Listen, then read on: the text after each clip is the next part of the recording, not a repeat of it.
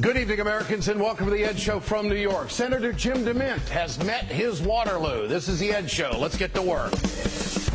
One Republican senator said, and I'm quoting him now, if we're able to stop Obama on this, it will be his Waterloo.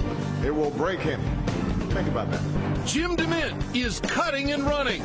John Boehner is in a box. Grover Norquist near oblivion. Karl Rove benched on Fox News.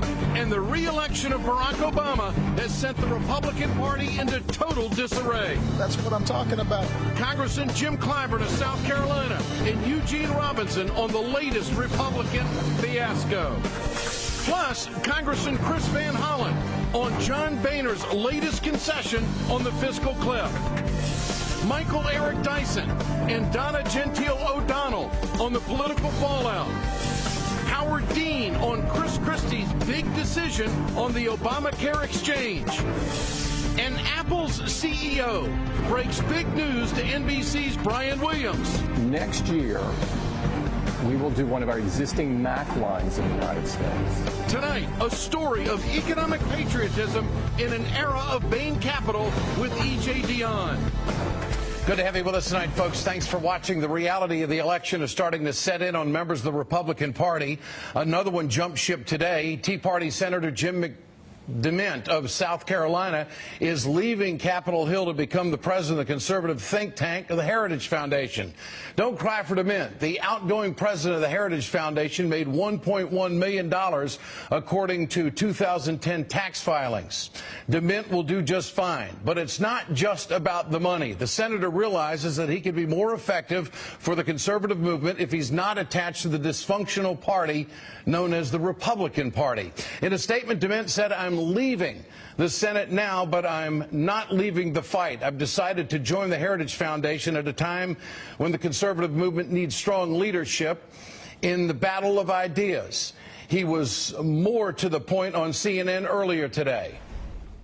This will give me the opportunity to help take our case to the American people and to translate our policies into real ideas. So you think you could be more influential within the conservative movement as the leader of the Heritage Foundation as opposed to a United States senator? There's no question about it. In case you need a little refresher course, Jim DeMint has been one of the most prominent voices of the Tea Party movement over the last 4 years. He led the charge to defeat Obamacare.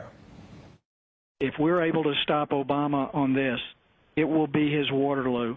It will break him, and we will show that we can, along with the American people, begin to push those freedom solutions that work in every area of our society. And DeMint is an outspoken opponent of labor unions and workers' rights.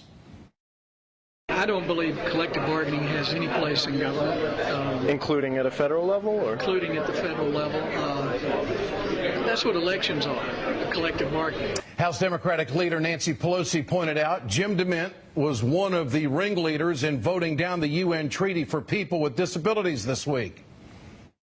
That was one of the saddest days. So anyone who was a party to that, well, I wish them well wherever they are going and hope that we can have more of our values represented there. It was DeMint and his Tea Party allies who pushed the country to the brink of default back in 2011. This is what DeMint told ABC News about Republicans who tried to strike a debt deal. What happens to Republicans who go along with a debt ceiling increase? If they go along with a debt ceiling increase without a balanced budget amendment and the kind of stuff you're talking about? I think for the most part they're gone. Would be the most toxic vote we could take. DeMint's far-right ideology is a key reason nothing gets done in this Congress. House Speaker John Boehner is currently being pressured by DeMint and his followers to refuse any debt deal with tax increases. DeMint was on Rush Limbaugh's radio show today with Heritage President Ed Fulner. Life isn't going to get any easier for John Boehner, I can tell you that. Jim is a real man of ideas as well as a man of courage in the Senate. Well, I think it's safe to say Boehner is not forcing either of you guys out, right? That's pretty true. It might work a little bit the other way, Russ. Jim DeMint's defection is just the latest sign of a Republican Party simply in shambles. Seems to me there's a civil war inside the party over Grover Norquist as well. You'll notice that only 10% of voters agree with his anti-tax policies. Republican kingmaker Karl Rove is on the outs after his election night meltdown on Fox News. He's been kicked off Fox News until further notice. Tea Party organizer Dick Armey, what happened to him? Well, he is split from Freedom Works, the Tea Party group that he actually formed. He walked with $8 million. Everywhere you look, Republicans are in disarray. It's almost like they never planned for a scenario in which Barack Obama was going to win re-election. The problems don't end here. Say what you want about Jim DeMint's positions. At least he was the well-connected to the Republican establishment. Moderate Republicans believe DeMint could keep the radicals in line. The same certainly can't be said for Tea Party Senators Jim DeMint than who he leaves behind. DeMint's political operation spent a lot of time and money to get young conservatives elected to the Senate. Guys like Mike Lee, Ted Cruz, Marco Rubio, Ron Johnson, Pat Toomey, and Rand Paul. Yeah, Rand Paul, the man who wants to abolish virtually every government agency and restore the gold standard. With Jim DeMint gone, I guess you can look at Rand Paul as the de facto leader of the Tea Party senators. Establishment Republicans, they ought to be nervous. Senator Lindsey Graham looked like he was in a state of shock on the Senate floor today. I met with Jim DeMint this morning, and to say I was stunned is an understatement. He has always been a friend, somebody I could count on. Personally, we've really enjoyed our time together, and I was stunned this morning. The Tea Party has poisoned, I think, the well of the Senate and the Republican ideology. The GOP is so far out of the mainstream right now you can hardly recognize them from 10 years ago. A new Quinnipiac poll shows Americans support raising taxes on the wealthy 65% to 31%. Republicans, I think they're in the wilderness.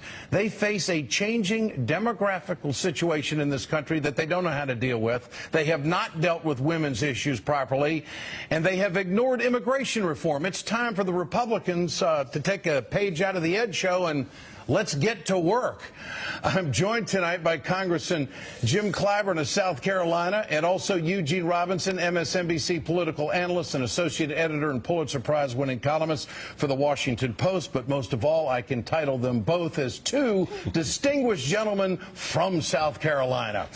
Gentlemen, good to have you with us tonight. Congressman, you first. Is the Congress is the Congress better or worse off with a guy like Jim DeMint?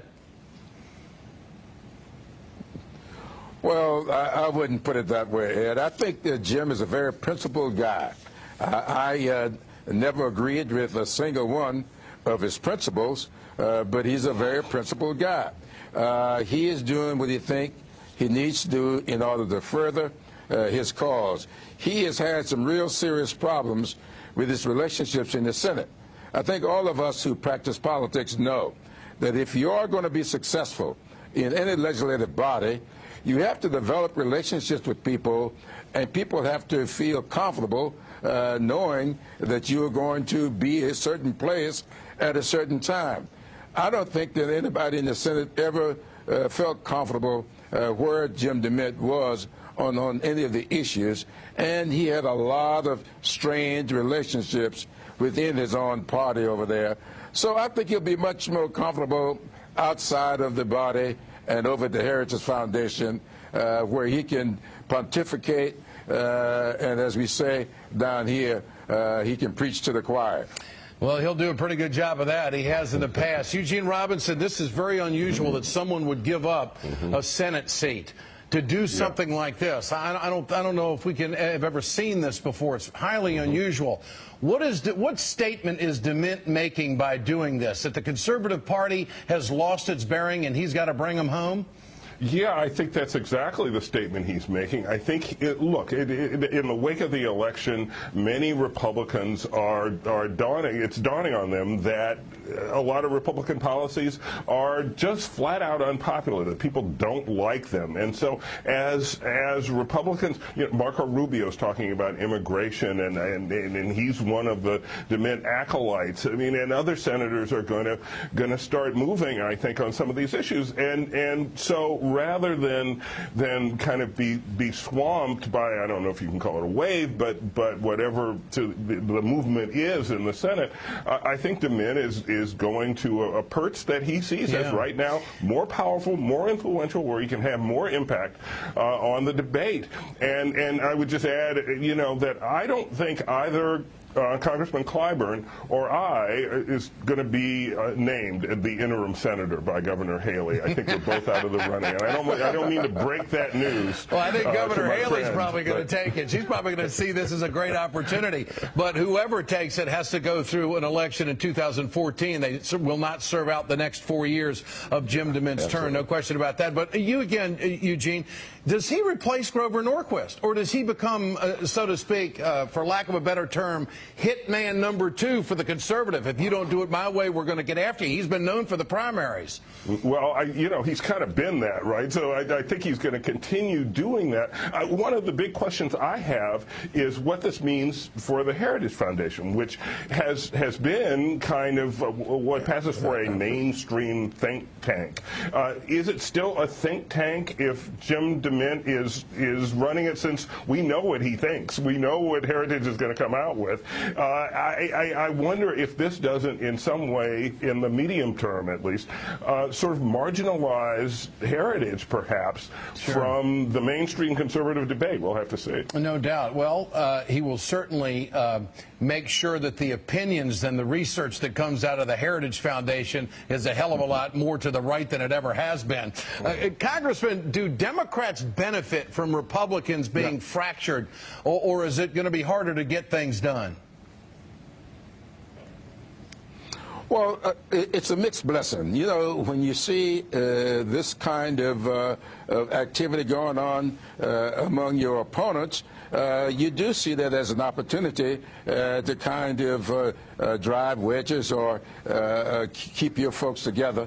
But you could also say you don't know exactly who to deal with or when to deal with them when they're scattered like this. That's why I am very hopeful that John Boehner can, in fact, continue to bring his caucus together. He's doing a pretty good job for the last couple of days with his caucus. I hope he continues, because I believe in the two-party system. I do believe that we ought to have good, productive debate. But then the final analysis, you have to know who you're debating with, and you don't want to debate with somebody who is spending more time debating within his or her own party. So that's a real big problem. But let me say this about Jim DeMint and the Heritage Foundation. I really do question whether or not Jim DeMint and the Heritage Foundation make for a good fit, because I actually agree with what Eugene just said. This has been a think tank where people develop policies and lay them out for people to run on. But when you start trying to sponsor people in primaries like Jim DeMint has done, I would hope that's not what's going to happen to the Heritage Foundation. Okay, Congressman Jim Clyburn of South Carolina and Eugene Robinson of Washington Post. Great to have both of you with us tonight. Thanks so much. Coming up, Mitch McConnell made history in the Senate today. He called for a vote on his debt limit bill. Democrats called his bluff, and then, believe it or not, McConnell filibustered his own bill. Congressman Chris Van Hollen joins me on all of the latest fiascos surrounding the fiscal cliff. Stay with us.